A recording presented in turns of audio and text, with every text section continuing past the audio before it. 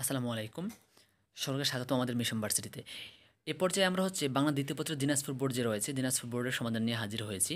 So আমরা এখন দিনাজপুর বোর্ডের শিক্ষার্থীদের জন্য সঠিক আনসারগুলো দেখাবো। সো ১ এর যে ক, সেটা তো আল্টিমেটলি উচ্চারণের ৫ টি নিয়ম উদাহরণসহ লিখতে বলছে, বর্ণনামূলক টাইপ কোয়েশ্চেন।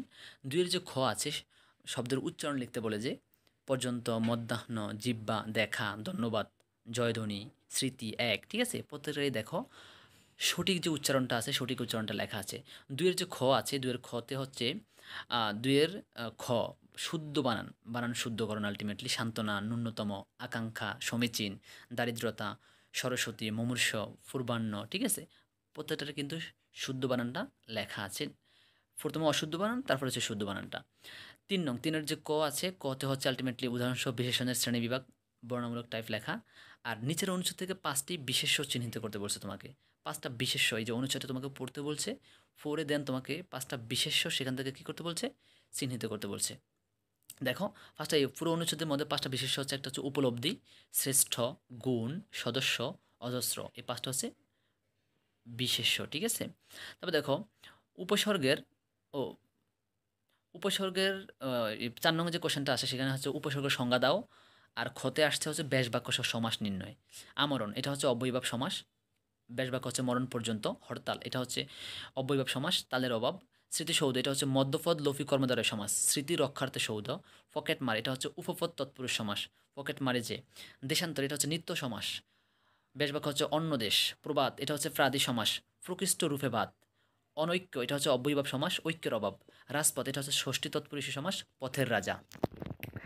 তারপর হচ্ছে ৫ নঙে দেখো, ৫ নং হচ্ছে বাক্যান্তর আল্টিমেটলি।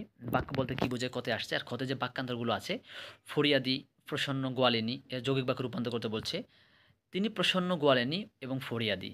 তুমি তুমি কাজটি করতে পারতে, এটা হচ্ছে প্রশ্নবাচকে রূপান্তর করতে বলছে। তুমি কি কাজটি করতে পারতে না?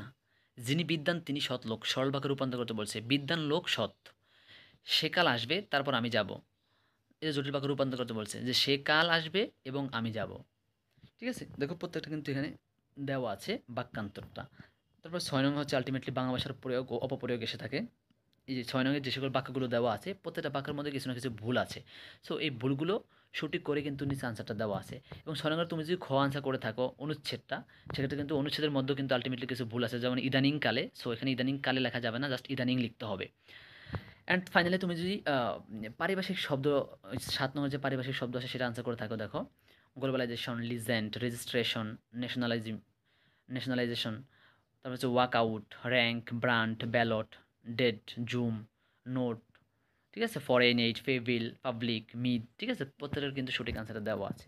তো এই ছিল হচ্ছে ১ থেকে ৭ নং পর্যন্ত আনসার। কতগুলো সঠিক হয়েছে ১ থেকে ৭ নং পর্যন্ত, মেবি 40 মার্কসের জন্য তুমি কতটুকু কারেক্ট করতে পারছো সেটা অবশ্যই জানাও। এবং প্রত্যেক সামনে যতগুলো পরীক্ষা রয়েছে প্রত্যেকটারই সলিউশন খুব দ্রুত পাওয়ার জন্য আমার সাথে লেগে থাকো।